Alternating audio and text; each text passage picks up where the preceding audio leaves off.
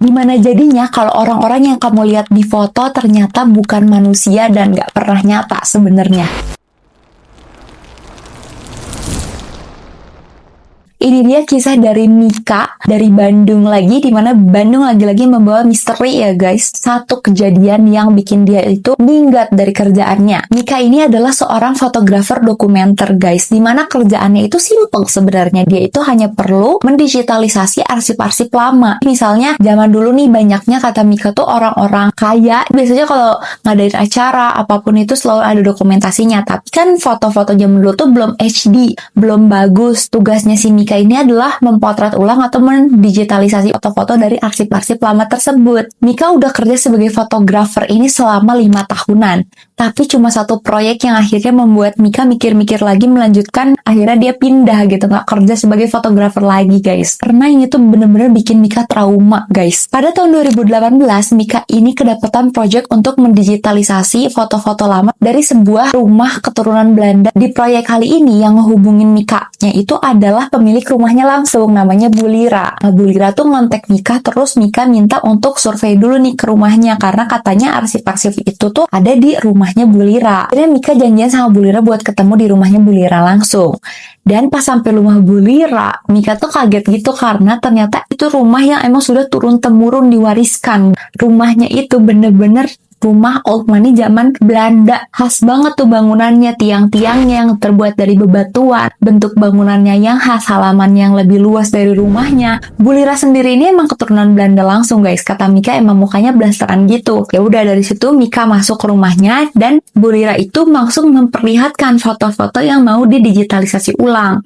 Beberapa fotonya itu tuh nempel di dinding rumahnya. Ada sebuah lorong yang isinya tuh emang full foto-foto. Terus di bawah fotonya tuh ada tahun berapa, acara apa, misalnya kayak tahun 1920, acara ulang tahun. Di setiap foto-fotonya tuh ada keterangannya. Waktu Mika lihat, itu tuh ada foto hitam putih tahun 1920-an, foto pernikahan tahun 50-an, foto keluarga era 80-an, sampai foto digital tahun 2000-an. Dan waktu Mika lagi ngeliatin foto-foto itu, Bu Lira tuh ngomong dengan nada yang datar, di rumah ini masa lalu masih betah tinggal. Mika cuma iya-iya aja karena dia nggak mikir ini suatu pertanda atau apapun. Waktu dia lagi ngeliat-liat fotonya, Bu Mika tuh langsung nyerahin arsip-arsip foto lama yang mau digitalisasi itu. Dan itu pun sama, fotonya tuh rapi, terus ada tahunnya. Jadi benar-benar berurutan dari tahun terlama sampai tahun 2000-an gitu. Waktu Mika lagi lihat-lihat arsipnya, dia tuh distract sama satu foto tahun 1940-an, di mana foto itu tuh berjajar 7 orang pria. Terus belakangnya itu adalah rumah Belanda yang Mika lagi tempatin. Di rumah Belanda itu tuh kayak ada jendelanya gitu kan. Dalam jendelanya itu ada satu pria yang lagi dalam rumah gitu, tapi kepotret dari luar. Cuma anehnya kayak di antara 7 orang yang mukanya blur karena ini tahun 1920-an, si pria ini tuh paling jelas mukanya. Mika ngeh banget mimik mukanya,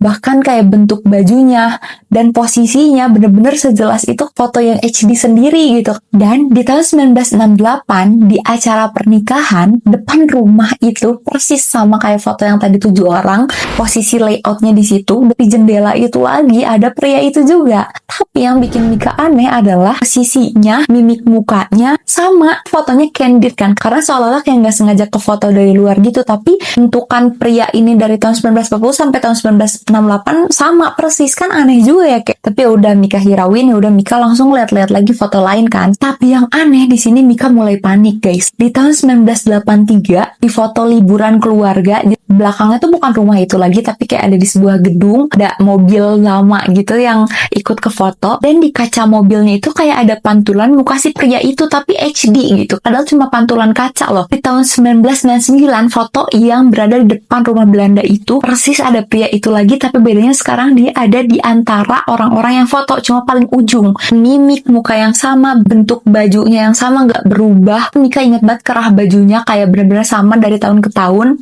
Dari tahun 1940 dia HD terus fotonya, sedangkan yang lain tuh kayak agak burem. Lihat-lihat lagi, Mika makin kayak aneh banget karena di tahun 2004 foto yang udah mulai di era digital, pria ini masih ada di acara ulang tahun. Ada yang lagi foto berjejer berlima, terus di belakangnya itu ada pria ini gitu nongol dengan gaya yang sama, mimik muka yang sama, baju yang sama. Makanya Mika tuh kayak aneh banget. Dan yang makin bikin Mika tuh shock sampai dia hampir jatuhin kameranya dia, si Mika ini melihat di tahun 2010 ada foto yang sama persis, dimana semua orang udah pada HD, dia juga nggak kalah HD. Jadi fotonya tuh ada mobil, ada orang-orang yang lagi foto, terus ada pagar rumahnya gitu, dan pria itu tuh ada di antara barisan orang-orang yang foto dengan mimik wajah yang sama, dengan baju yang sama. Masih ya dia kagak ganti baju dari tahun 1940. Mika tuh udah berkali-kali loh kerja sebagai fotografer dokumenter. Menurut Mika ini nggak normal, makanya dia bener-bener shock banget. Dan dari situ Mika juga nggak mau nanya ke Bu Lira karena dia sungkan. Soalnya Bu Lira juga bukan tipe-tipe orang yang ramah banget gitu loh. Jadi Mika agak segan. Dan dia bawa arsip-arsip yang emang dia butuhkan ke rumah untuk dia kerjain si digitalisasi foto-foto itu. Mika pulang karena Mika nggak bisa tidur. Akhirnya ya udah Mika mau nyicil aja mulai ngerjain si digitalisasi foto-foto arsip lama itu. Mika lihatlah dari tahun tertuanya tahun 1920, dia inget banget sama foto si pria yang ada di mana-mana ini fotonya. Dia tuh rada takut karena itu udah kayak agak jam 12 malam. Meskipun Mika ini tuh katanya nggak terlalu percaya hantu awalnya, cuman karena dia ngalamin sendiri ya akhirnya dia juga aduh apa besok lagi aja ngerjainnya pas udah terang. Setelah dia ngerjain beberapa, dia langsung tidur karena dia pengen cepet-cepet besok pagi aja lah. Pas Mika terlelap sekitar 30 menitan, dia itu ke bawah mimpi guys. Udah merinding banget di sini. Jadi Mika itu mimpi pria yang difoto datang ke dia. Di mimpinya itu dia bangun dari tidurnya, tapi dia ngeliat dia lagi tidur. Itu merinding banget sih sumpah. Terus waktu dia bangun, pria itu lagi ngeliatin foto-foto yang Mika kerjain. Jujur merinding banget. Akhirnya Mika kebangun lah dari tidurnya dan dia mikir wah ini mah karena dia kepikiran banget sama pria itu jadi kebawa mimpi. Akhirnya dia tidur lagi, dia mulai merem. Dia mimpi lagi, tapi di situ si pria ini tuh ngomong ke Mika, aku selalu bersama mereka. Sampai akhirnya pas Mika bangun, terus dia bertekad, yaudah gue kerjain aja deh ini, kerjaan gue harus beres biar gue bener-bener bisa selesai dari permasalahan yang menghantui ini gitu, biar gak kepikiran mulu si pria ini. Untuk jam 3 subuhan gitu, Mika lanjut kerjain kan. Dia masuklah ke foto tahun 1940 itu. Kata Mika, dia itu ngekos rumah di Bandung, jadi dia sendirian. Jarak antar rumah tuh gak deketan guys. Tiba-tiba waktu Mika lagi ngerjain ini, Mika dengar kan ada suara keres-keres di belakang. Pas Mika lihat nggak ada apa-apa, Mika lanjut kerjain. Kedengeran suara orang yang motret pakai kamera zaman dulu kan kenceng banget ya suaranya. Mika lihat lagi ke belakang nggak ada apa-apa. Mika mulai merinding, ya Allah gimana? Dia pengen cepet-cepet beresin, ya udahlah dia Bismillah aja.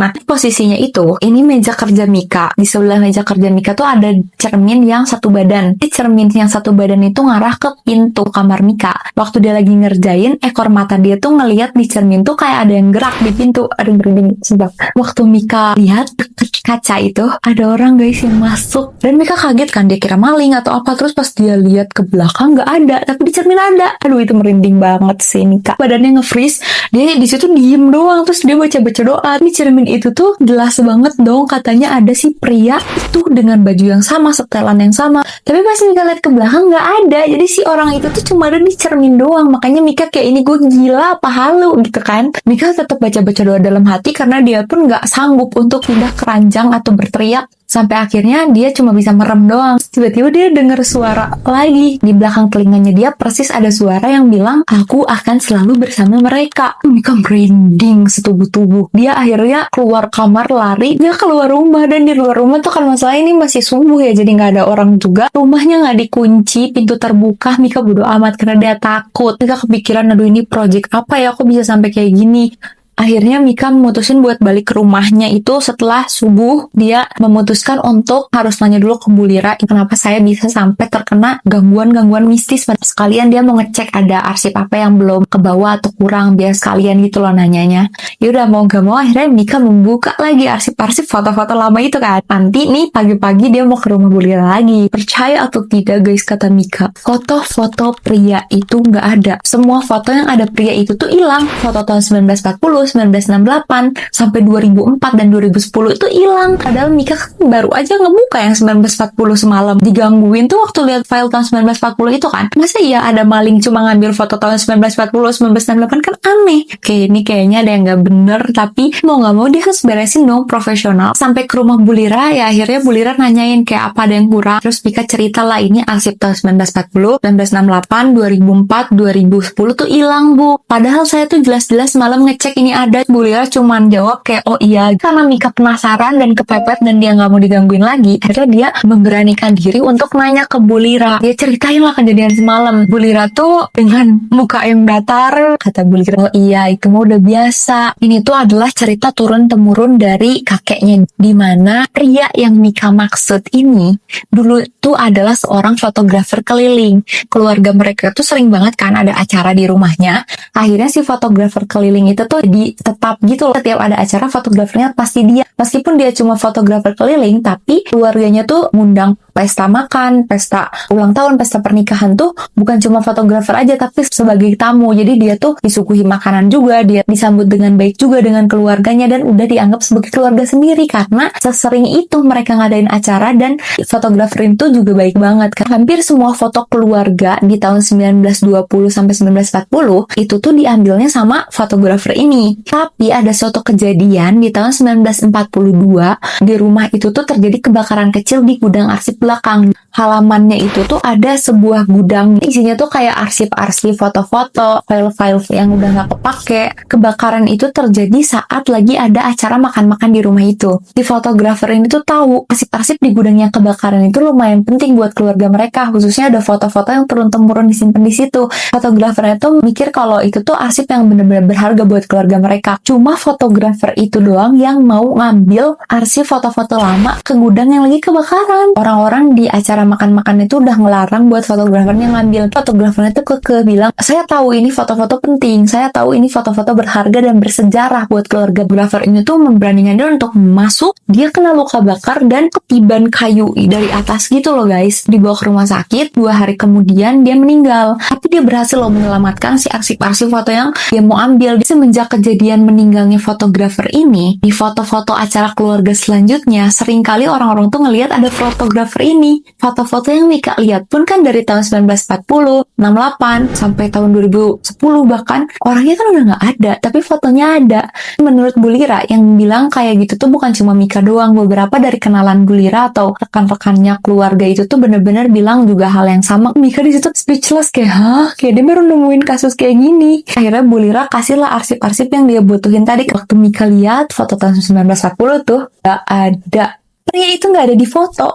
Foto-foto di tahun 1968, bahkan sampai 2009, pokoknya arsip-arsip yang hilang yang ada foto pria itu, waktu Mika cari lagi, Mika lihat nggak ada loh. Nggak ada satupun foto yang ada muka si fotografer keliling yang udah meninggal itu.